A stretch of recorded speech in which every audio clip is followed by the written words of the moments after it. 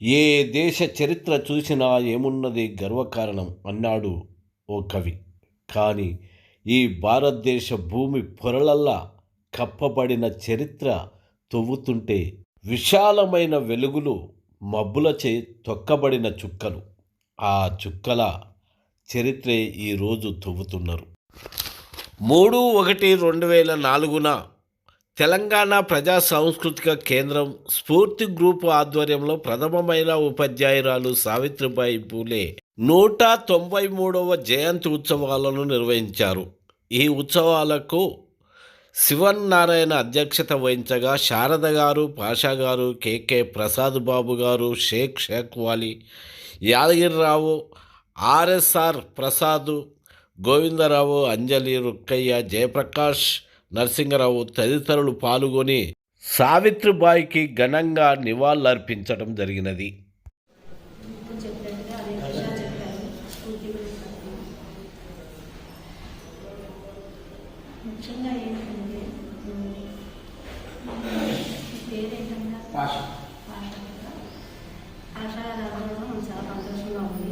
Muslims మీద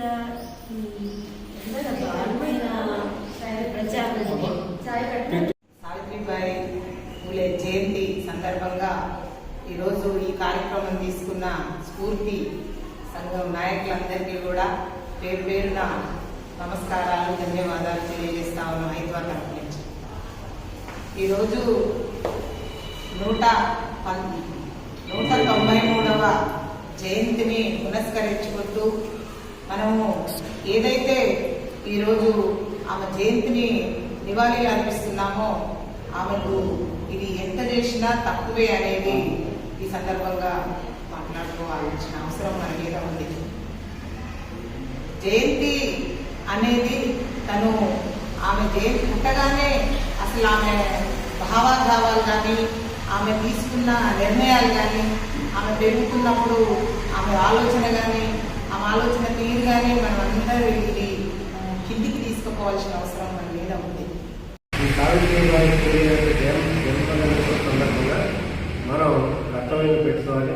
ఆ రకమైన కృషిలో భాగంగానే ఇవాళ సావిత్రిబాయి పూలే జయంతి జరుపుకుంటూ వచ్చే మార్చిలో మళ్ళా వాటికి వర్ధంతి కూడా వస్తుంది. చేత ఇంత గొప్ప ఆదర్శనీయమైన మహిళని సమాజ పురోగతి కోసం, సమాజంలో సంస్కరణ కోసం, ముఖ్యంగా స్త్రీ విద్యావ్యాప్తి కోసం ఆమె చేసిన కృషి అనేది అగణితం, నిరుపమానం. ఆమెకి మన స్ఫూర్తి గ్రూప్ తరఫున నా తరఫున ధన్యవాదాలు తెలియజేస్తాను. సో ఈరోజు మరి జ్యోతిరావు సావిత్రిబాయి పూలే గారి జయంతి సందర్భంగా వారి యొక్క ఆశయాలు కానీ, వారు చేసిన కృషిని కూడా, అంటే ఒక సమాజంలో ఖచ్చితంగా నేను బతుకున్నంత వరకు జ్ఞానమాన ప్రోగ్రాం నిరంతరం చేయబడడానికి నేను శ్రీకారం చుట్టాను. దాని తదనంతరం కూడా ఈ యొక్క మహనీయుల చరిత్రలు, లేదంటే వారు మన దేశానికి అందించిన సేవలు ఎప్పటికీ మరువలేని, ఇవన్నింటినీ కూడా ఒక మెసేజ్ రూపకంగా నా వంతుగా నేను చేరవేసే ప్రయత్నం చేస్తాను. మరి ఈ 193వ జయంతి సందర్భంగా మరి చదువుల తల్లి గారికి ఈ యొక్క ఘన నివాళి అర్పిస్తూ ఈ యొక్క స్ఫూర్తి గ్రూప్ నడపడం ద్వారా మహనీయులను స్మరించుకునే కార్యక్రమానికి శ్రీకారం చుట్టిన మరి పేరు పేరున ఇక్కడ వచ్చిన వాళ్ళందరూ కూడా ప్రత్యేక ధన్యవాదాలు తెలియజేస్తారు. తమ సాహిత్యాన్ని ఫాతిమా షేక్ తోటి కలిసి మళ్ళీ ఎన్నో పాఠశాలలు ప్రారంభించి మా విద్యని ముందుకు తీసుకెళ్ళడం జరిగింది. దానిలో భాగంగానే మహిళా సంఘం కూడా పాల్గొన్న మహిళా సేవా సంఘం ఇప్పుడు లెక్క మహిళా సంఘాలు కాదు, అవి కూడా పెట్టడం జరిగింది. అక్కడ కూడా ఉద్యమాత్మకమైనటువంటి పనులు వాళ్ళు చేయడం జరిగింది. ఏదో ఒక సంఘం పెట్టుకుని అక్కడ కూర్చుని నాకు మాట్లాడేది అప్పుడు ఉన్నటువంటి దురాచారాలు ముఖ్యంగా విద్యార్థులకి ఓటుకు చేయించేటటువంటి కార్యక్రమాన్ని ఆయన వ్యతిరేకించడమే కాకుండా ఎవరైతే చౌరతులు చేస్తారో వాళ్ళందరినీ పిలిచి వాళ్ళందరికీ కూడా దీనివల్ల జరిగేటువంటి నష్టాన్ని, ఆడవాళ్ళు పడేటువంటి బాధల్ని వివరించి వాళ్ళల్లో చైతన్యం తీసుకొచ్చి వాళ్ళతోటి ఒప్పించి మేము ఈ రోజు నుంచి ఈ వితంతులకి గుడి చేయము అనేటువంటి మాట ఒప్పించి ఆ ఉద్యమాన్ని విజయవంతం చేశారు. అయినప్పటికీ కూడా అప్పుడు ఉన్నటువంటి బ్రాహ్మణులు ఈ వేళ మీద కూడా చాలా దౌర్జన్యం చేయడం జరిగింది. అప్పుడు అక్కడ ఉన్నటువంటి చౌరవులు చివరికి మీరు చేసిన మమ్మల్ని ఈ విధంగా బలవంతం చేస్తే ఈ గడ్డాలు కూడా గీయమని వాళ్ళు భీష్మ. కాకపోతే ప్రభుత్వం ఆ ఆలోచనను ముందుకు తీసుకెళ్లే క్రమంలో వస్తున్న మార్పులను మనం పసిగట్టాల్సిన అవసరం ఉంది.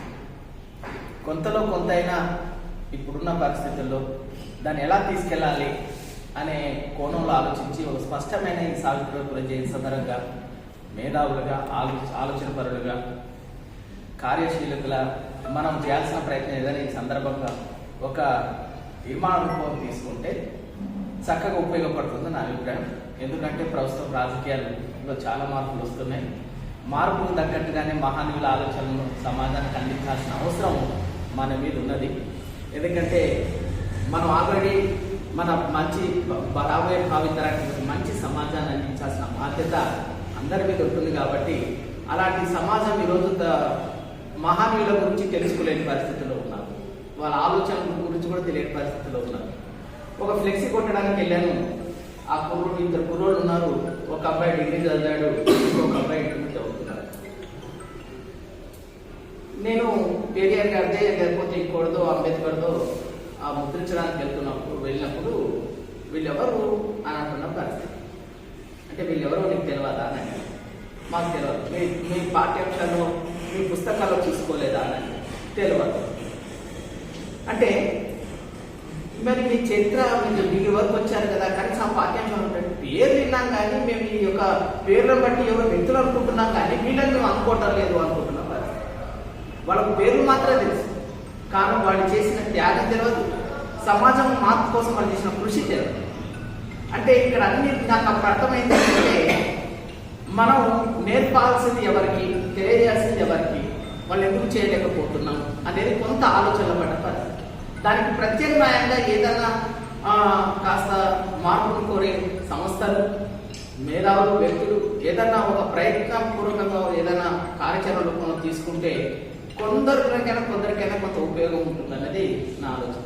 ఈరోజు సావిత్రిబాయి పూలే గురించి చాలా మంది మేధావులు మాట్లాడుతున్న పరిస్థితి, కానీ ఎక్కువ ఈరోజు స్త్రీలను మనం కేటాయించలేకపోతున్నాం. పాలక వర్గాలు పాలకులు కేటాయించినట్టు సమీకరించినట్టుగా మనం సమీకరించలేకపోతున్నాం. వాళ్ళకు అసలు వాళ్ళ యొక్క ఉనికిని, వాళ్ళు ఈరోజు సమాజంలో తమ మనుగడ కొనసాగిస్తారని గల కారణాలు ఇలాంటి వాళ్ళ చరిత్ర వల్లనే, ఇలాంటి వాళ్ళ త్యాగాల వల్లనే, కృషి వల్లనే ఈరోజు మీరు స్థితికి వచ్చారని మహిళలకు మనం తెలియజేయలేకపోతున్నది. ఎక్కడో ఒక బాధ ఏ మూలలో ఉన్నదా. అలాంటి దిశగా కొంత ఏమన్నా ఆలోచన చేయగలిగితే దాంట్లో పార్టిసిపేట్ అనే ఆలోచనతోనే మొదటి నుంచి ఆలోచన చేస్తున్నాం. కాబట్టి చక్కటి ఈ కార్యక్రమాలు ఎంతమంది ఉన్నామో ఇది ఒక సమీక్ష రూపంలో చరిత్ర తెలిసిన వాళ్ళంగా దీని ఒక సమీక్ష రూపంలో తీసుకొని ఏదన్నా స్ఫూర్తి గ్రూప్ వాళ్ళు ప్రత్యామ్నాయ కార్యాచరణ రూపాన్ని అందుకొని కొంత ఈ విద్యార్థి యువకుల్లోకి, మహిళల్లోకి చురుగ్గా ఈ మహనీయుల ఆలోచన తీసుకెళ్లి ఒక స్పష్టమైన కార్యక్రమం ఎంచుకుంటే అందులో మా వంతు పాత్రను కూడా కొనసాగిస్తారని ఈ అవకాశం ఇచ్చిన మీకు అందరికీ కూడా పేరు ధన్యవాదాలు.